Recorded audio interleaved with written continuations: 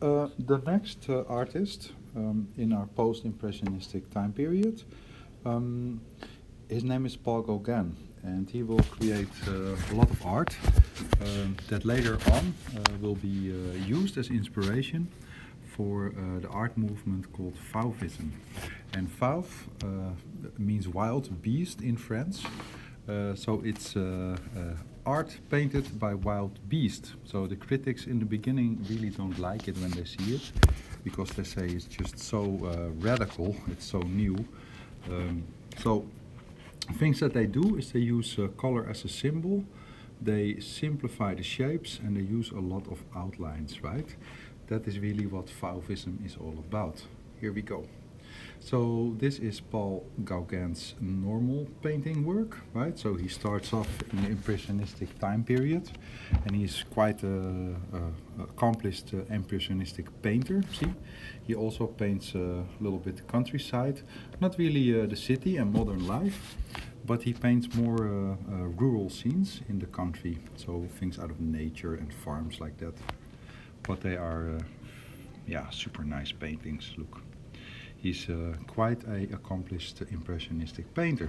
But then, over time, he starts to slowly change his style, and you can see it starts to happen right around here, right? So things will start to become a little bit more flat and a little bit more cartoony. So if you look on the right, you can see these cows and these trees. They're very stylized, and same with this little farm lady, right? And they're using these blue lines on the outside, see? So it becomes very cartoony. And then he paints this Jesus over here, right? And he says, yeah, the color yellow is a color of contemplation and of religion, right? That's why he paints this Jesus in yellow, right? And it's super simple, super stylized. Now, to look at these paintings on my screen, it really do not do it any justice. If you go into a museum where they set up some nice lights, it's way more impressive than when you see it on this iPad, right? So, what I mean with that he's using, or that Fauvism is using color as a symbol, you can see over here an angel and a human are fighting in a field.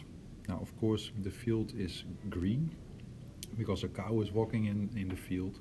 But he says, no, I want to use the color red because it symbolizes danger and fighting and passion, right?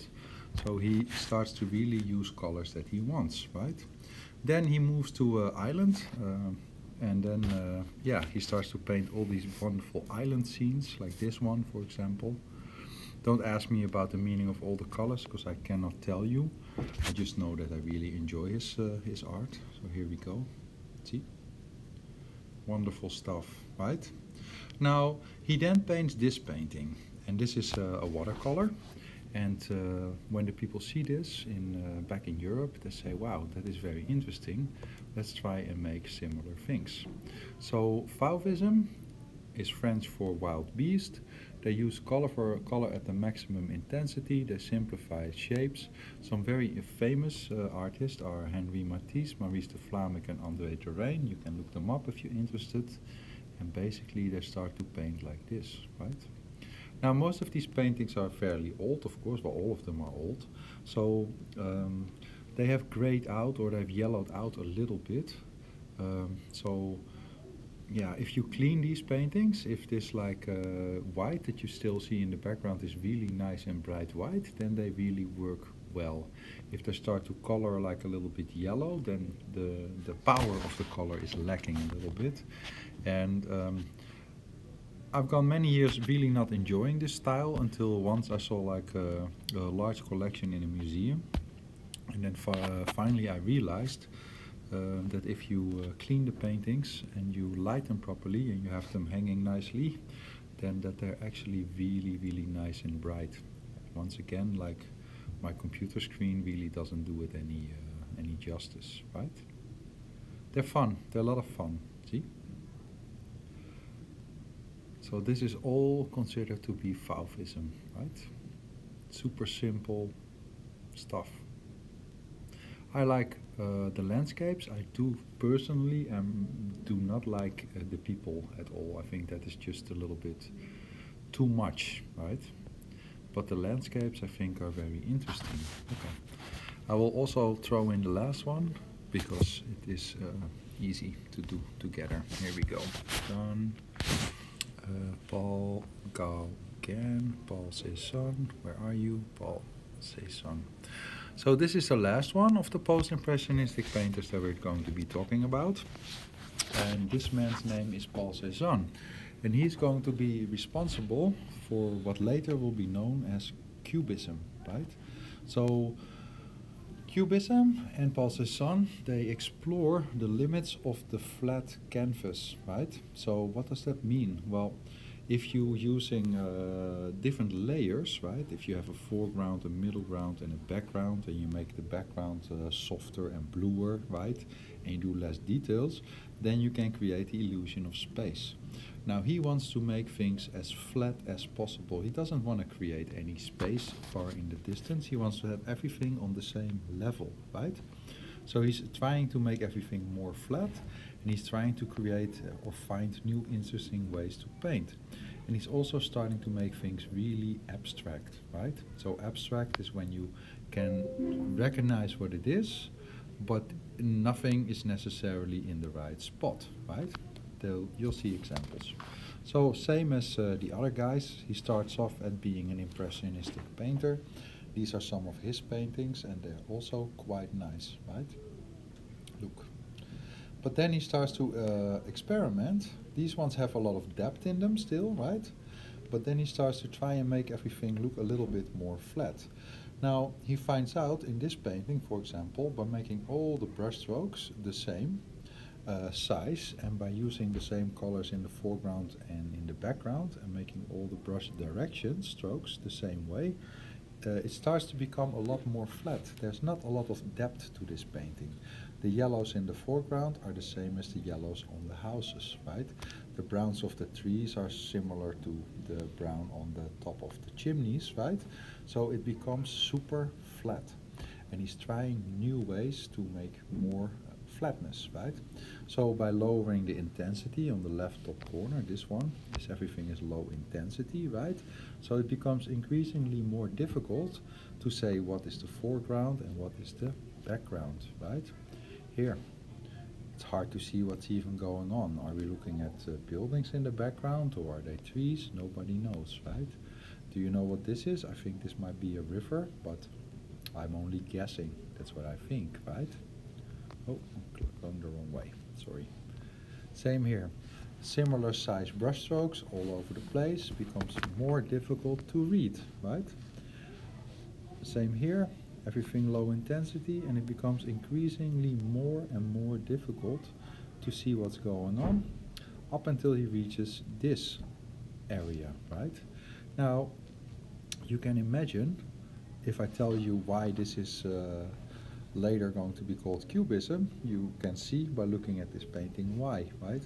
Basically everything looks like a little tiny cube, right? That's where the name comes from. So Cubism, there's two types of Cubism, I'll tell you. There is analytical Cubism. So analytical Cubism is where they try to paint or analyze an object, and then they try to paint it. And then, for example, in this case, this is a analytic Cubism painting about the violin. So the person who tried to paint this tried to paint the violin from all different angles at the same time. And you can kind of imagine that when you look at this painting, right? You can see parts of a violin, so you can imagine that he's trying to paint from all different directions. That's the whole idea behind it, right? Now, analytical Cubism looks like that, and analytical Cubism will become a little bit boring over time because everybody will make things that look exactly the same. So then after that, they're starting to do synthetic Cubism, and synthetic Cubism comes a little bit later than analytical Cubism, and they use a lot of color in there, like this. It will become like little collages. I'll show you examples, right? Okay, so some of the key artists of this Cubism style is of course going to be Pablo Picasso and George Braque. They are the two main people. Okay, here we go. So this is a beautiful cubistic painting, and here we go. These are examples of analytical cubism, right? Here we go. See? Painting of a violin. I don't know what the one on the left is about. This is on the left hand side a person, on the right hand side we have another violin, right? And the people thought this was really cool and new, right? So people were really interested in this, of course. It was nothing anyone had ever seen before, right? So keep that in mind. Now, I personally am really not a big fan of this type of art because I do not like the colors. Like, the colors are really not interesting to me, so I don't really like it personally, right? Now, here we go. At a certain point, this style became very well known, and a lot of artists started to paint in this specific style. So it became a little bit difficult to recognize who was actually making what, right? So you see a lot of browns in these styles and a lot of like grays and cardboard kind of like style colors, right? So then Cubism needed to sort of change to stay interesting, right? So then is when we're starting to get synthetic Cubism, and then they start to introduce a lot more different colors, and then we get into artworks like this and this, for example. See? Which are also really not my favorite type of artworks, but that I'll show you some examples, right? Here. Super abstract things. Look. See? You can see it's a woman that's crying or a man that's crying on the right hand side, but like everything is weird, right? That is what is abstract art, right? You take elements and you reorganize it. See?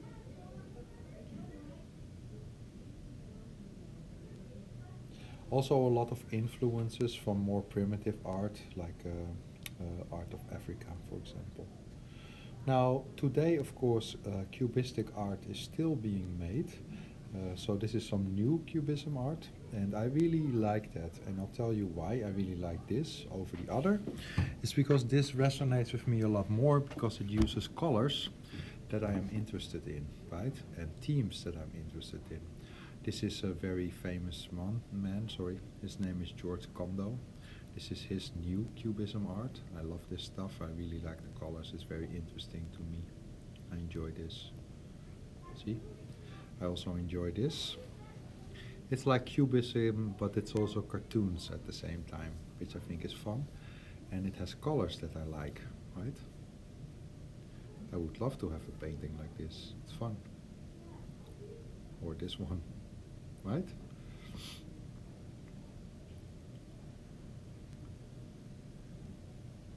Cubism also still used a lot in illustration. All art styles are still used till this day, but usually it's just recycled and updated with new types of colors. Okay, so that essentially is all the different art styles. This is where we're going to stop. We're going to get more types of art after this one, but this is where we stop our journey. And I think it's been a very interesting journey. So let me open up the first one again, so you get like an idea of what we have done and the differences. So open up Rococo, I think. Here we go. So we've made quite a travel through the history of Western civilization by looking at artworks, right? So let's do a little quick recap, right? So we have gone from 1720 in France up until 1914. That is where we sort of quit, right? So here we go.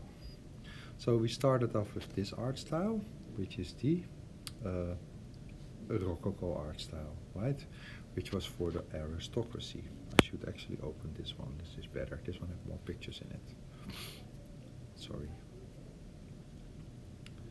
Have to download a second. That's a big one. I have a lot of things in it. I've taught you so much. I've taught you all the way from the Romans, all the way up to the First World War. Interesting. Cool. Here we go. Hopsa. Yes. So, we have looked so far at Rococo which is where we started, which was art that was only for the rich aristocracy. There was no purpose in it other than for those aristocracy rich people to show off to other people from the aristocracy how smart they were and how rules didn't apply to them and how they could have secret affairs. Then we get into neoclassical art, where the artists say, okay, we have to make some art so that the people, the normal people, realize that they need to fight for their rights and they have to become more like the Greeks and the Romans. So maybe they should fight and become a democracy, right? That is what this art was all about. So you can look for all these like Roman or Greek elements, like you can see it in the buildings and the clothes. Super simple to recognize. Then we had this whole idea or this notion that there was an industrial revolution and life was really crappy. Everybody was working. It looked like men had so much power over nature. But then the romantic artists say, no, men have no power over nature. It's the other way around. And then men thought they could explain everything that they were doing by using reason. And then the artists say, no, no, no, how can you explain why people torture each other, for example, right? So, and a lot of mystery and mystical stories, right, is what they tell us. Then the realism artist says, well, we have just discovered photographs, so why don't we start copying those? And also, by the way, life is terrible. We're not painting anything that has to do with religion. We're not painting fantasy monsters. We're not painting torture. We're just painting real people dealing with the real effects of the industrialization. And the effects are life is hard. It's difficult. How can you survive? You know, like there's work, work, work, no money, right? Ugh, terrible. Work 16 hours a day. Doesn't sound like fun, right? Then, luckily, people made unions and people only had to work 8 hours a day and people get a decent salary. So then everybody had some free time. Now, because in realism art they invented the photo camera, then painting had to become something else. It had to do something that a photograph couldn't do. Well, what a photograph couldn't do was do any color. So they started to no longer paint hyper-realistic where you cannot see any more brushstrokes. They were like, oh, you can see the brushstrokes. If you want something super realistic, the camera can do that, right? So it really freed up how people wanted to paint. And you get these really beautiful short brushstrokes and really beautiful natural colors and light and modern life and how it's fantastic. And then Post Impressionism. Oh, wow, we can still use the same short brushstrokes, but why don't we just start using colors that we actually enjoy, right? So then we get paintings like this, and that's going to be Expressionism, right? So this is the beginning of modern art, or Fauvism, like this one, or Cubism, like this one, right? So that is our story. Excellent. Okay. Oops. Perfection. Okay. Thank you very much. I'm looking forward to reading your guys' answers.